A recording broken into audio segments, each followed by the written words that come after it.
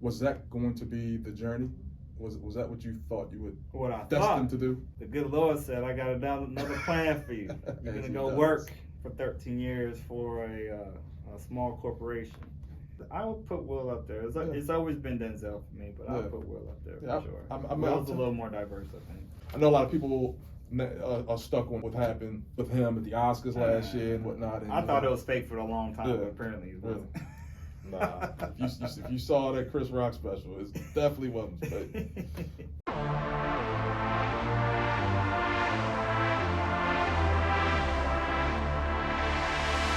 And his own story was as curious as his narrative. The tale of his life is the tale of a writer of it.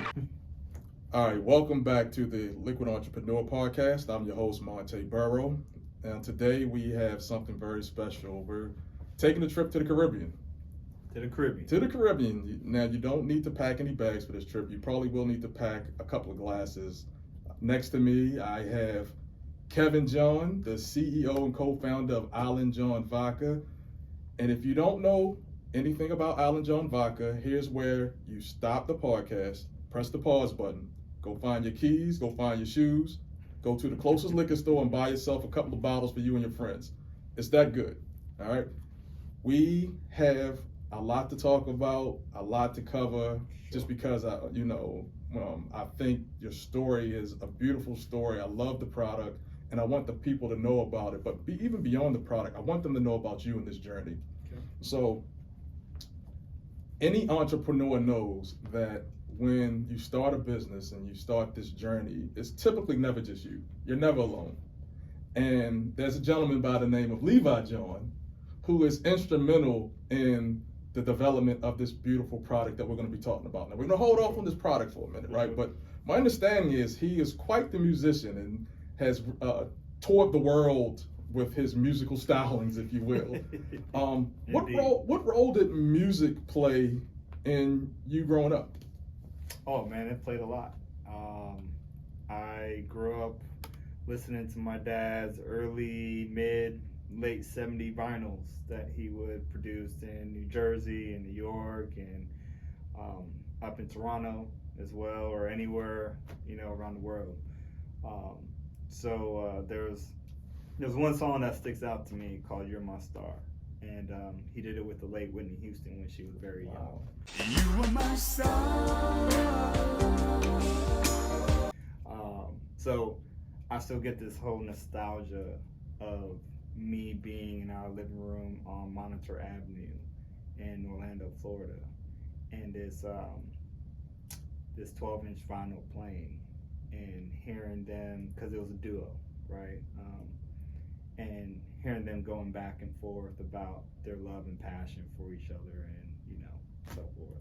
It's pretty dope. Wow, my mom was a Whitney fanatic. Really? Right, yeah, so I can only imagine what it was like for your dad to do the song with her and for you all to be able to hear that and see his joy and passion shine through. Yeah. Did you grow up in Florida? Parts of my childhood. Brooklyn born. Parents split, so between them, Pan Am flights to Brooklyn, New York. Back to your original question as far as music goes. My dad was the garage band guy, right? Or, the living room guy. So the band would come. I remember one of his bass players called Fingers, black dude.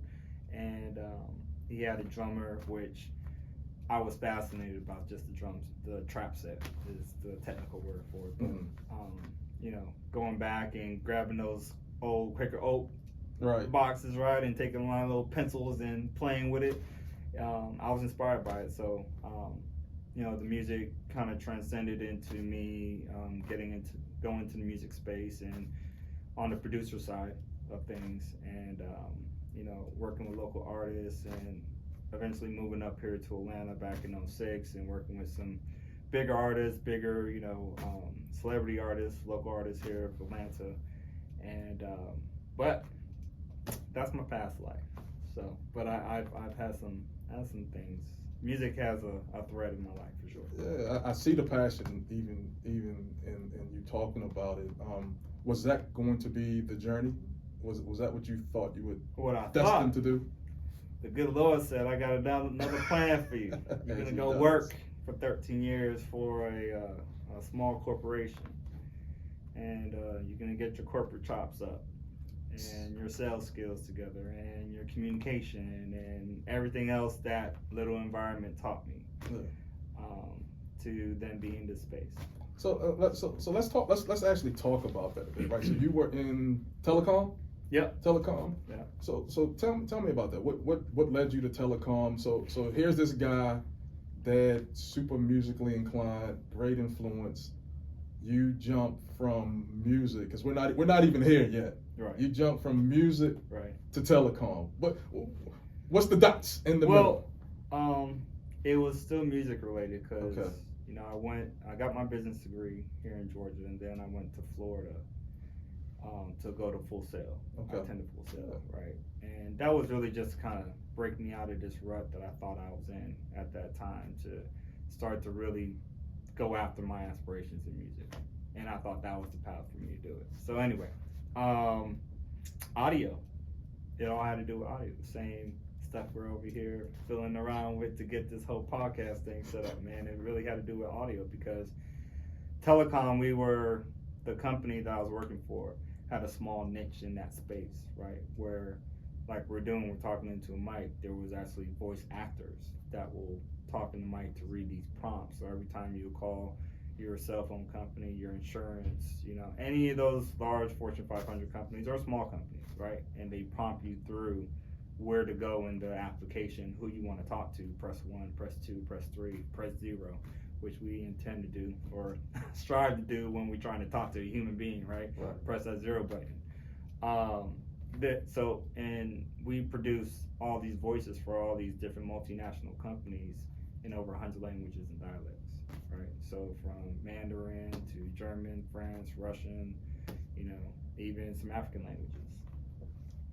So the journey went from music with the Quaker Oats containers to actually producing. To producing Yeah. some music. Yeah. To getting into telecom where you're punching the buttons, if you will. I'm audio engineer Yeah. now, right? And audio editor to audio engineer. Now I'm directing the talents on what to say and how to say it, read it, and stuff like that.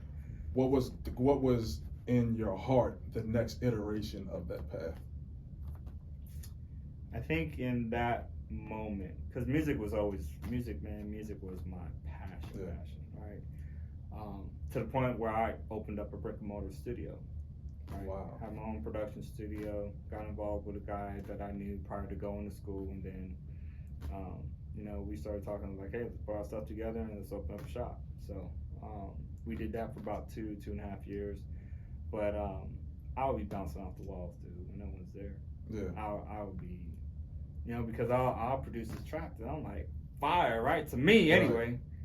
And I had no real kind of traditional training in music or playing the keyboard or keys and this and that, other than reading drum notes, because I did some band stuff in school. Other than that, man, that was kind of like, that was my passion, dude. Like, I would stay up night and day. Like I was like a true studio rat. Yeah. That was what I do. What was your dad's thought on that? He loved it. Yeah. He loved it that, we were kind of in the same vein of, interests and paths, right? Mm-hmm. He also had his home studio, so when I'll visit him in Florida, I'll take whatever I was doing up here and try to recreate it there because his equipment was just a little bit better than mine. So yeah, it was cool. All right, so here's where we go left. Who's your top 5?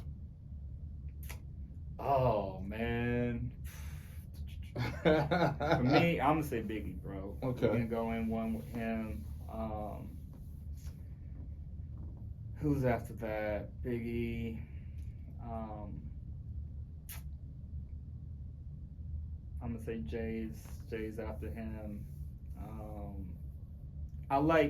And I say that because I wasn't so much of the masterful lyrical, I could put all these words together and make it make sense type stuff. I liked when the artist could paint the picture of the story, could take you down that path, right? And Biggie did it phenomenally, right? So I'll say Nas is after that, and then if I come down south, I go Outkast, T.I., and so my fifth one, right? You got your fifth. If you count Outkast as one, so you said Biggie, J, Nas, Outkast, Nas, Outkast, T.I. I got to put Pac there. Pac is top 5 for sure. Okay. Pac would be top 5. That's Maybe not in that order, but he'd be top 5. I definitely see the New York roots in your list, but for sure. okay. Do you have a favorite Biggie? A favorite Biggie song? Oh man, what is that song? I'll tell you mine when you think. Who What's Shot You? The way he wrote the beat was unbelievable. Ding ding ding ding ding ding. Oh, that was the first album. Yeah. That was the first album. I'm going second album. But similar to Who Shot You, because it was all like, you got a red dot on your head. Oh yes, yes. What's I the can't name remember the name of the song either. But I feel bad. My call's gonna be taken. A great adventure. We'll put it in the notes in the description. Yeah, for sure. No, that's what's up. So no, it's great. Apologize for the memory part on that. It's great to hear the background story because we're not monoliths. Right. We all have different things that got us to where we're at, and it's very important sometimes to understand those things and see where those themes are, because those themes sometimes help us to help even move a little bit further in the career that we're currently in. 100%, man. I tell people life's a journey. Yeah. You know what I mean? Like, if you believe in that journey and you believe in that inner spirit that helps lead you in the direction that you question why you're there, but then you look back and like, you know what? Everything I learned in that moment, in that time, was for this moment. Yeah. You know what I mean? So when you go back into your audio engineering days, and I think you said 13 years wherever you were at, is there any learnings that stand out amongst others? Maybe a situation where, wow, this is something wildly useful for me down the road, or was like, I didn't like what just happened here. Here's the learning. Well, that whole 13 year was a journey in itself, because I started off in the back of the house with the studio guys doing audio editing and engineering. Did that for about 2.5 years. Then I got really bored. And I was like, all right, well, they seem to have a bit of an issue keeping their sales support team in place. So let me go see if I could go learn a new skill and see what they're doing. And they let me, they were like, oh, you want to do it? Cool. Well, I sucked horribly, right? Emails were horrible. Calendar invites. Damn, I messed up. I was supposed to put this person in. Then, oh, damn. You know what I mean? Like, the whole soft skill part of the job was not all there. So learning corporate jargon and all that other stuff, because when you're back at the house, man, you're kind of in your own little suite doing your thing, you know what I mean? You're still you, right? That forced me to get outside of myself that I was for that last 2 years there, to then craft a version of Kevin that could be marketable now, right? So I go into it in sales support, and not only sales support, I'm also supporting the largest salesperson in the organization, right? So 2 or 3 years after that, I go into project management. I'm sorry, a year after that, project management, then kind of project lead, and then the sales guy I was supporting at that time, he put in his resignation. I was like, okay, it's either you raise your hand or you take your tail out the door. And I raised my hand and went into sales, and I didn't realize I was such a sales guy.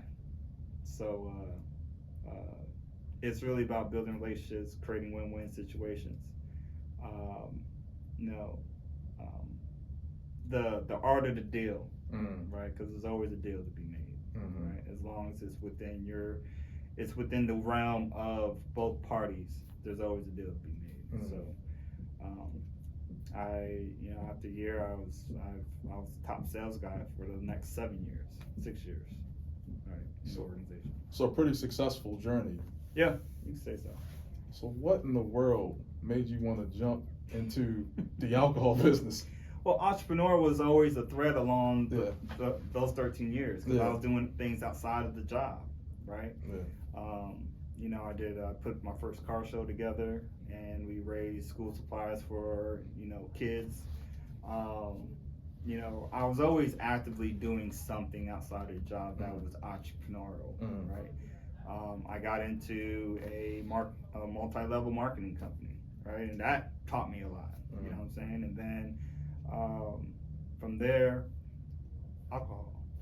So my crazy ass dad, man.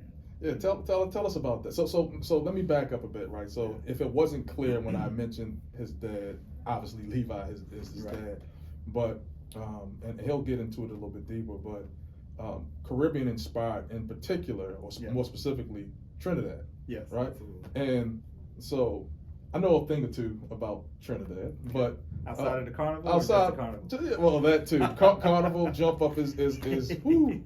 Juve. Anyway, Yeah.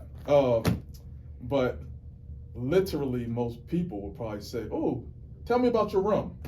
Right. Right? You know where I'm going with this, right? So tell me a little bit about the evolution of the idea that led to the brand. Well, my dad kind of kicked it off, or he kicked it off in Europe. It was still very conceptual. There was no real market for it. They didn't roll it out to market or anything like that. It's still very conceptual.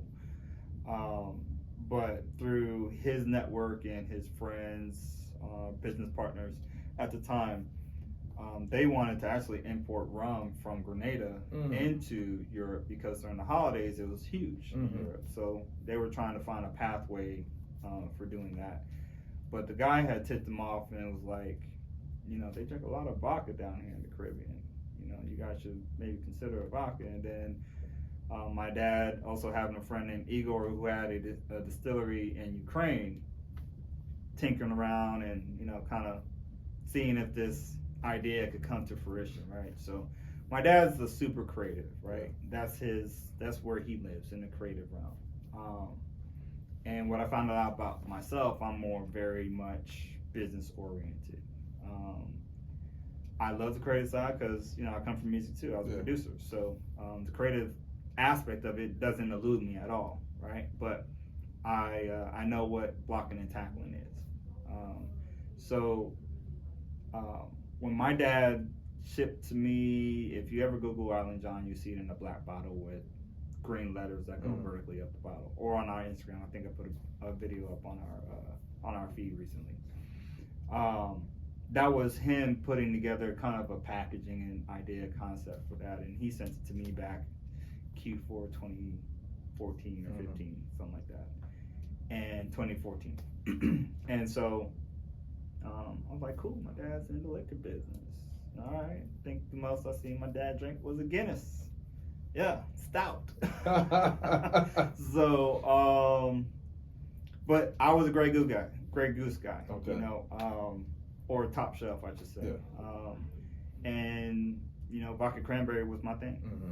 If I wanted to get fancy, I'll throw some pineapple juice in there and like, oh, look, you know, different colors. So, but when I dove into the whole idea of us having a vodka beverage, I looked at it from, I first studied the industry, right? Because I really wanted to know what the heck we was doing. Like, you know, I've had other business ventures where we just kind of jumped in and was like, oh, we'll figure it out. But I really was very intentional of understanding the business and how to go to market. Like, dude, I still have the notebook today. I wrote down the top 50 brands around the world and studied probably half of them of why they were successful. Obviously, PR puts them up at the Google, you know, count, but I really wanted to understand those brands, and a lot of them were European brands, stuff I never heard of before. Then I obviously come across Tito's, and Tito's starts popping up, you know, everywhere as far as, you know, being a prominent brand, a successful brand. But I was like, you know what, for us to go left instead of right with rum and create a vodka the Caribbean could call its own, because now you have all the European brands such as the Goose, Ciroc, Absolute, and Belvedere, Stolies have they've had their way in the Caribbean. They've been able to be very successful, if you will, right, in that region. And I'm like, there needs to be a vodka for the Caribbean to call its own. Wow. So at this point, was there an IslandJon, or just the idea of we are going to make something? You know, did you guys have, how did you get into the, let's name it this, and where did we get, like, people sometimes never realize that there's a process behind all this. Sure. So, IslandJon was originated by my dad back in the mid-90s. Oh, and pause for a minute. Where's the H? I'm gonna get to that. Okay, all right. So I didn't know if to start there or to start No, here. So start where you here. want. See, my mind, I told you, we're going to be all over the place, man. But Right. that's where my mind went. I was like, did I spell his name wrong? No, so it was originally started with a men's linen clothing line. Right. So, okay. and my dad had some level of success with it. He was able to get it into your boutiques, kind of gift shops of big, what do you call it, resorts, you know, in Florida, and I think he had a spot in Spain where in some other spots he was able to get the line in. But then IslandJon Vodka comes along and it's repurposed for that. But from a stylistic standpoint, we personify it, right? And we drop the H, stylistically make it look good, right? We could have dropped the D and it'd be IslandJon, right? But the creative in you was coming out. yeah, so the H, you know, and yeah, so from my dad, you know, dropping the H, making it JON, putting it together, kind of personified it. So okay, that's pretty cool. So I know at this point, is there flavors in mind, or is it just a base? Like what were you thinking at this time? Again, we're talking. You're starting up, and you're like, hey, I want to go to market with something. What do you need to go to market? Yeah, so my dad was throwing a lot of these flavors at me, right?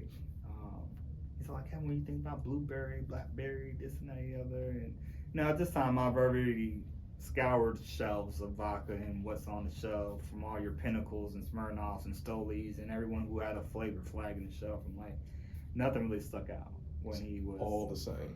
You know what I mean? And he came, I think I was traveling at the time. I was in Pennsylvania visiting my mother-in-law.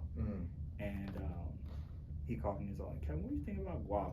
You know, growing up in Trinidad, you know, in the backyard, always a guava tree. What about think about getting guava flavor in a product? You know, I was like, I don't know, Dad, that's on brand.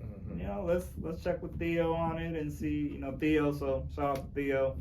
He's our master blender, and you know he helps craft the IslandJon brand from a juice perspective, right?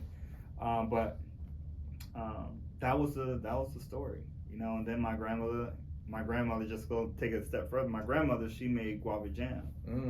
So from a production standpoint, it was like, how can we make it as natural as possible? Because there are some rum brands that use the guava. I'm not gonna call any names, but use the guava, and it's very synthetic. Right, you don't get. He the won't natural. use it. It's a lot of trash out there. Yeah, I'm not talking about names. There's It's a lot of trash out A there. lot of trash out there. And you'll know this in your industry. So this isn't just in the alcohol industry, but I want to harp on this point for a minute because quality is extremely important. It's extremely important. 100%. And being connected to the island, having a beautiful package, having a great idea is one part of it. But if you can't execute, it's Execution's everything. Yeah. So like you could talk about it all day, but if you're not intentional about executing the plan, then So that's a gem to all you entrepreneurs or folks who want to start businesses, whether it's in the alcohol space or whatever industry it's in. Pay attention to your quality. I'm sorry. No, you're good. So, and quality was something we wanted to bring to the forefront, right? There was a lot of brands out there that had amazing packaging, beautiful bottles that looked like lightning strikes and all this other stuff, right? But the product wasn't reflective of what people saw on the shelf, right? So we wanted to give people the best of both worlds. Like, you got a great packaging, the juice is equally or better than what you're seeing, right, from an aesthetic standpoint. So we wanted to do that. But the guava, when I think back on it in retrospect, it was a door opener for us, right? Obviously, as you know, the vodka category is flooded, Mhm. right?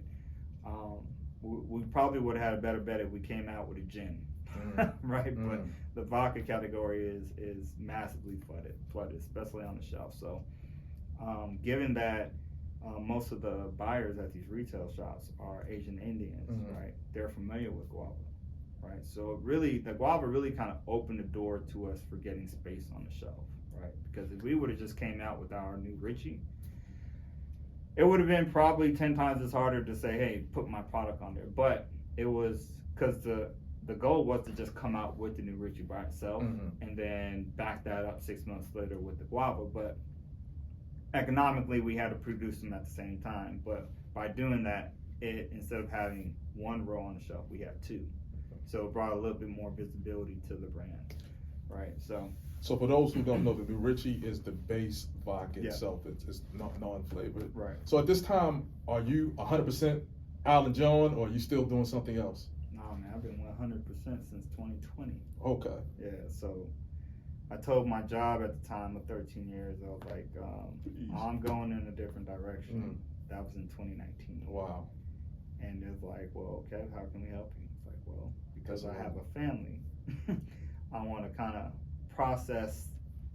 take these 12 months or 6 months to process out. They were bringing someone else in that I could have trained to hand stuff off to, and just hand stuff off to the team and let my customer base know that I'm departing and all this stuff, right? So, and also go to these trade shows to make introductions as well.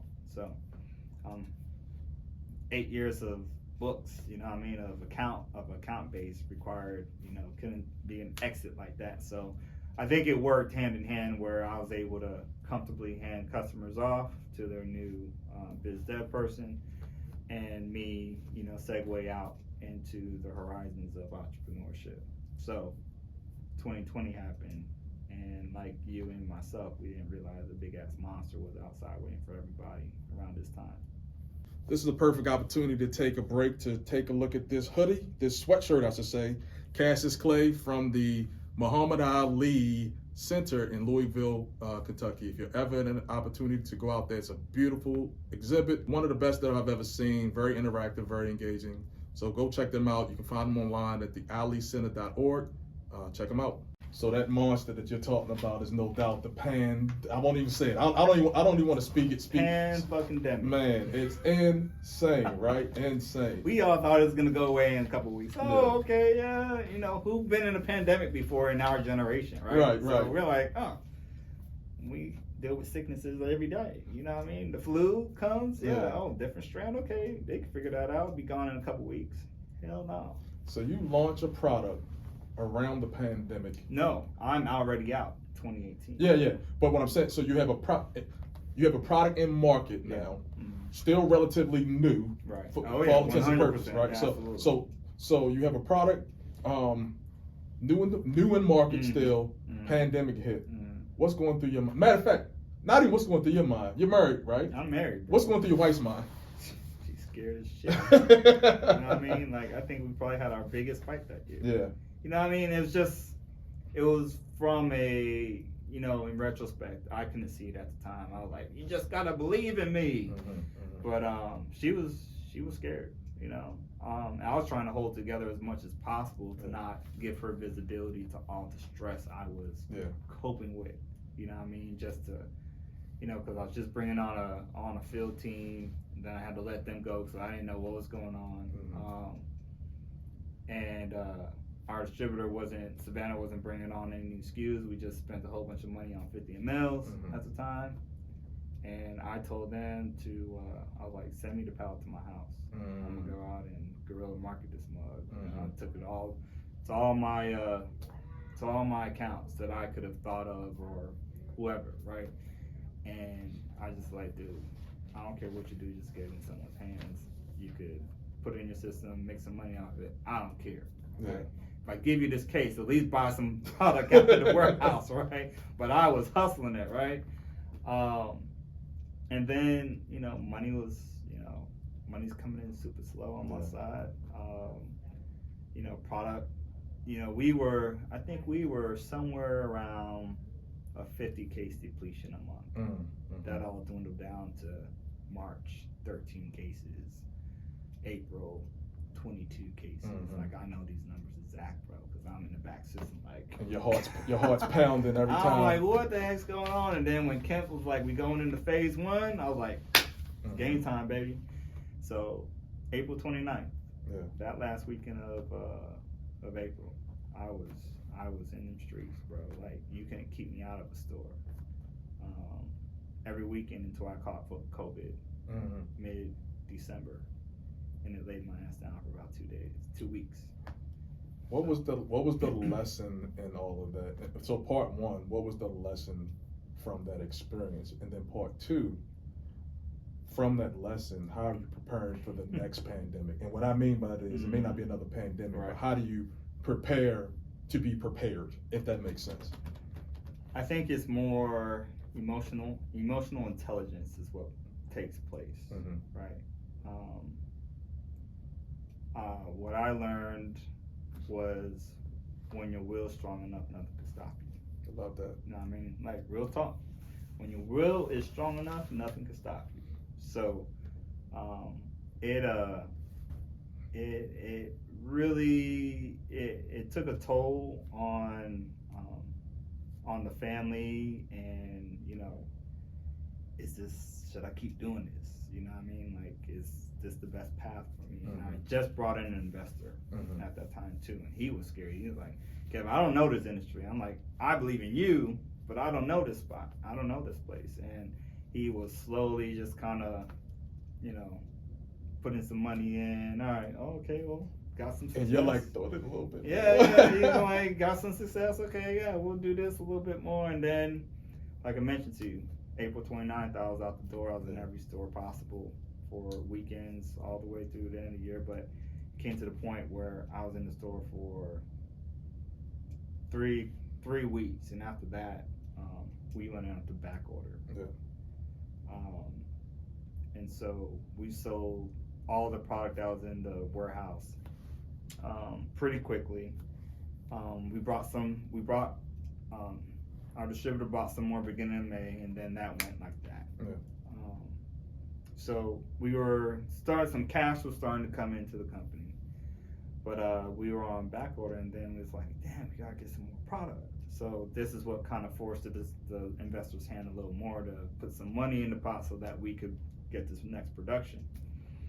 There's only 10 pallets, but we needed every bit of it, Absolutely. right? So I'm now having to turn up a new vendor up in Ohio to get my glass right, and get everything shipped. And I'm pushing them because it's a new vendor. They're like, they taking you through all the new engagement processes, right? I'm like, man, come on, man. Right. Like, I don't need to see the sample of the product, right? Expedite for sure. They're like, oh, it's gonna take us 3 weeks to do the sample to send it to you. I'm like, what? So anyway, so stressing out between mid-June. We didn't get product back in market until mid-August. So then there's 60 days, right, of being out or more. So anyway, but yeah, man, 2020, as we started to cruise from Labor Day on, we were cruising, man. I was finally able, so shout out to my guy Rashad, man. He helped me out as he could have down in Middle Georgia, because that's where he lives, and he would jump into some accounts every now and then, and get some hand sales going for me. You need those people. Yeah, 100%. And thankfully he is now full time with IslandJon since last August. So we brought him on full time. But had a young lady, Tiffany, come on board with me Q4 in October, and she came in and she started knocking it out the park.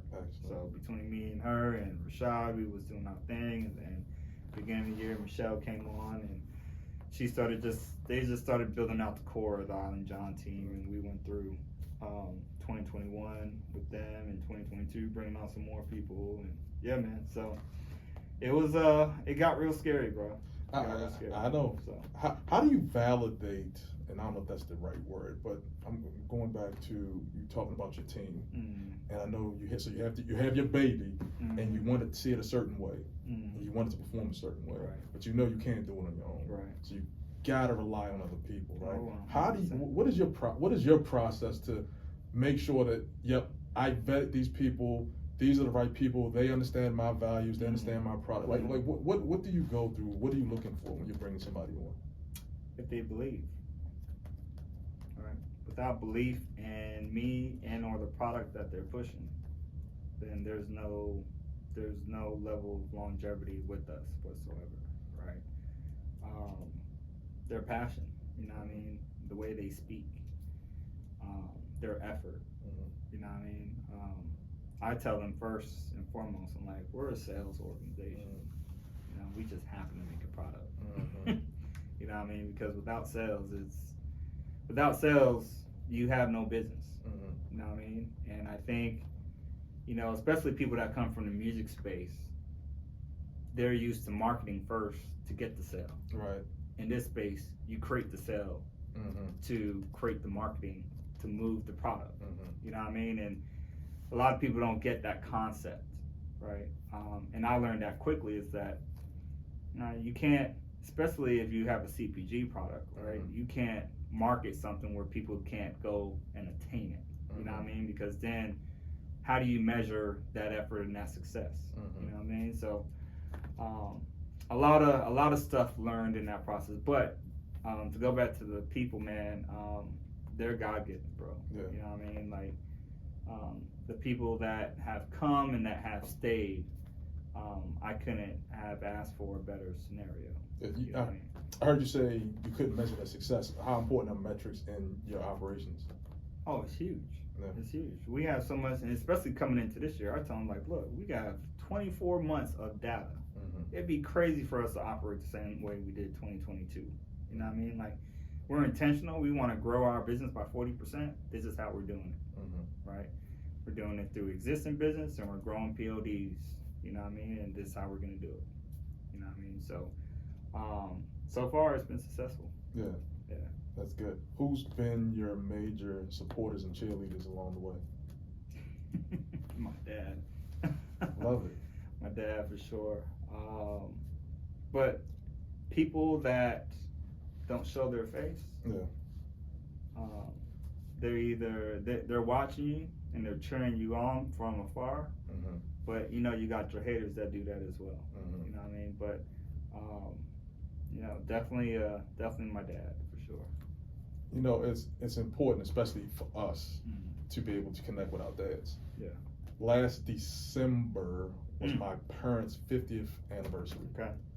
And I was blessed to be one of the ones who was able to say, yep, I grew up with my dad. My dad's still here. And, you know, that's not saying that for those who don't have their dad, that they didn't have some, you know, a great support system, but something very important for men that can connect with their dads, and I can see it in you, that he's played a tremendous role in your life.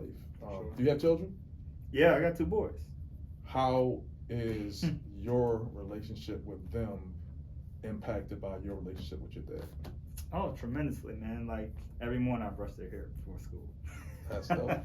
It's something my dad did when I grew up, Yeah. right?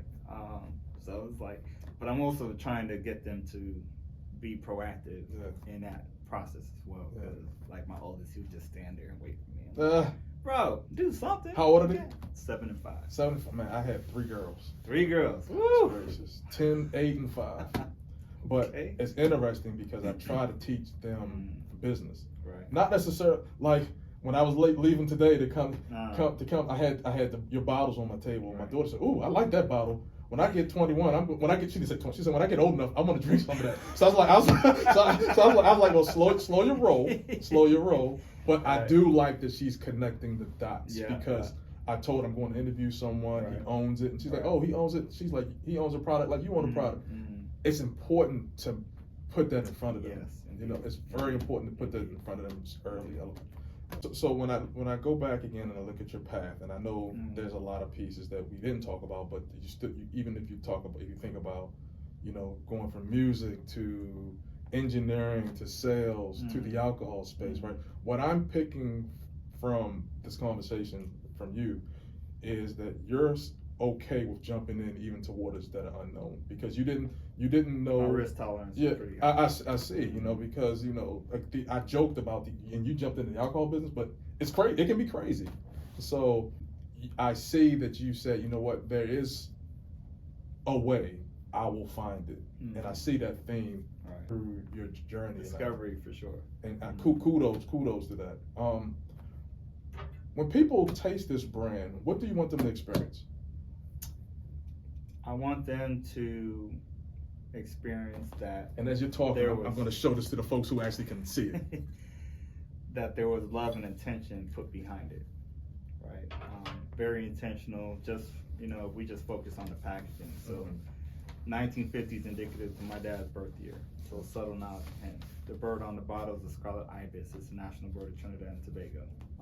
We wanted to embellish that on the bottle because that played a role in my dad's upbringing. If you don't know Caribbean family, they wake up early, especially Trinidad on the equator, right? So when I visit Trinidad, and I'm like, yo, the sun's up already at like 4:30 in the morning, like it's up, right? And so I understand why now they're up early in the morning, right? But seeing these bright red birds flying against the sunrise was always, left an impression on my dad, right? The gold punt is also indicative to the pan, the steel drum. Yeah. Right. So that's also native to Trinidad and Tobago. The artistic aesthetics on there is just artistic background, right? On the top of the cap strip, you have forward ever.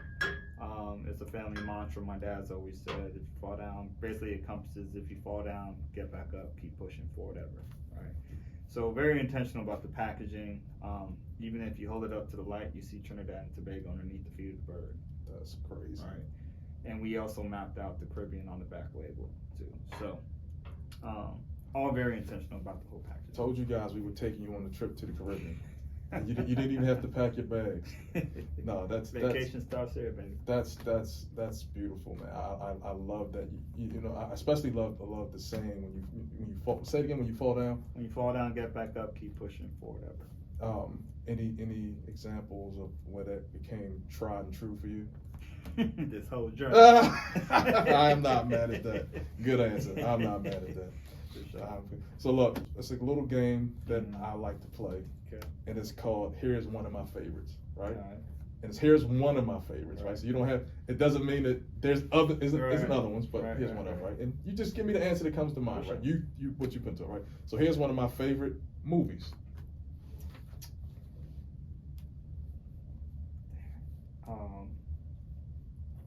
One of my favorite movies. It's a Denzel Washington movie, Man on Fire. Man on Fire. Yeah. Forward ever. That's a forward ever moment. Yeah. Yeah. Trials and tribulations, adversity. Yeah. Here's one of my favorite songs. You're my star. Here's one of my favorite books. How to Win Friends and Influence People. Here's one of my favorite podcasts. Liquid podcast. Come on, man. Now, I love, for real. I appreciate that, but no, I will tell you how I built this. Okay. Yeah, by Guy Raz. I think I may know the answer to this because you may have just said it, but how about here's one of my favorite actors. You know what? After reading Will Smith's book, I gotta give that dude a lot of props. He's interesting. He's but you gotta think all the different roles that man has played as well. You know what I mean? Like he played Ali. Yeah. That was a killer movie. Yeah. You know what I mean? All the Bad Boys, you know what I mean? He do his thing in that. But I would say hey, if it's Will, it's Will. I would know. Yeah, I would put Will up there. It's always been Denzel for me, but I would put Will up there for sure. Will's a little more diverse, I think. I met Will in LA a while back with a friend of mine at his studio, and it was, I mean, regardless of what's happened since then, and things happen, right? But for sure. I always remember, like I've been around people, celebrities, a million times before, and I've never in my life felt like you could fit like being with him. You could feel his energy. It was weird. You know what I mean? It was just weird. And I've been around a lot, and you know. So yeah, I mean, yeah, we'll leave it there. Yeah. Well, was it good or bad? No, it was good. It was good. No, this was a very positive thing. Okay. When I mean leave it there, it's the same because I know a lot of people are stuck on now with what happened with him at the Oscars last year and whatnot. And, I thought it was fake for a long time, Yeah. but apparently it wasn't. Nah, if you saw that Chris Rock special, it definitely wasn't fake. Here's one of my favorite brands, and just it doesn't have to be an alcohol brand, just brands in general. To me. Interesting. Okay. Here's one of my favorite places to travel.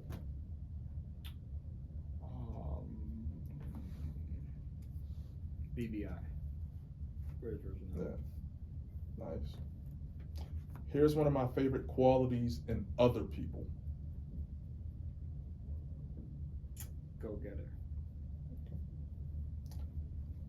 Here's one of my favorite things about my product. Evolving. Here's one of my favorite things about myself. Evolving. Nice. Kevin, hopefully that wasn't too hard. Nah, man, it was good. It was a great conversation. I mean, obviously we could probably talk forever, but sure. you know, I am honored to have you on.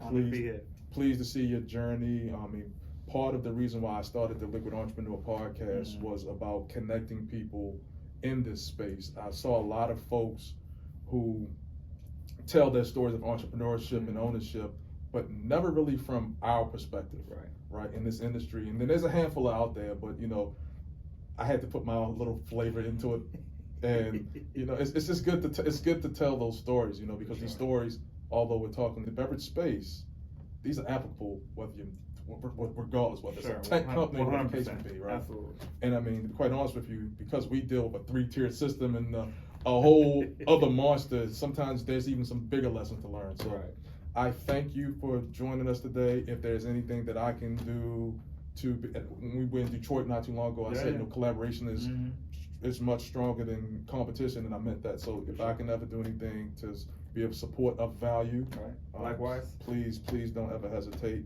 to reach out, and we'll keep building. All right, let's do it. Appreciate you, my Yes, brother. sir. All right. Thank you, guys. Until next time.